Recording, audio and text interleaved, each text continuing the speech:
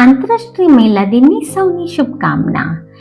આજે નારી રસોડાના ધુમાડામાંથી બહાર નીકળી અને આકાશને આંબી રહી છે। આજે નારીનું સર્વત્ર વર્ચસ્વ છે।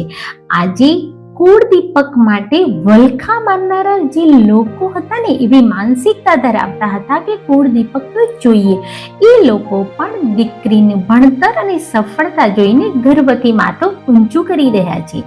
આજે નારીનું સર્વત્ર વર્ચસ્વ છે।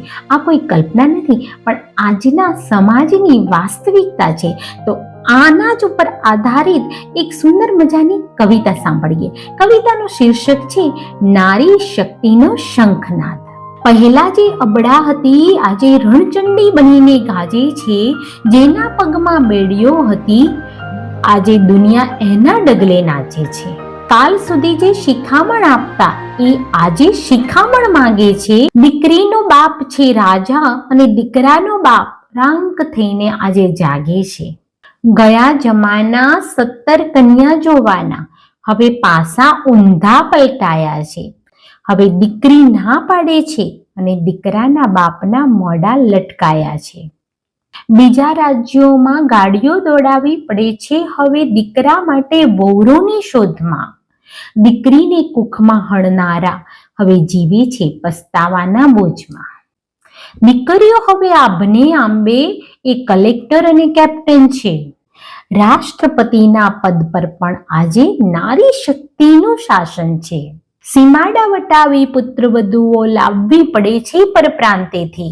દીકરીઓને કચડનારા હવે હારી ગયા છે પોતાની જ ભ્રાંતિથી।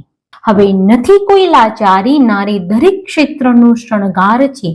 જે મૌન હતી એ સિંહણ બની, હવે એનો જ જય જયકાર છે।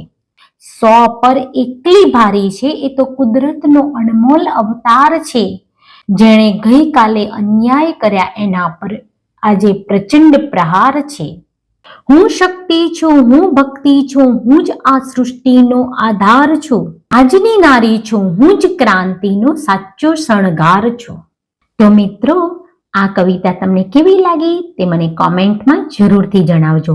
અને મારી તમને સૌને એક વિનંતી છે કે દીકરીઓને બચાવવા કરતા એને એટલી બધી ભણાવો, એટલી સક્ષમ બનાવો કે આખી સૃષ્ટિ એના ચરણોમાં નમન કરે, આખી દુનિયામાં એનો જ જય જયકાર હોય। Thank you.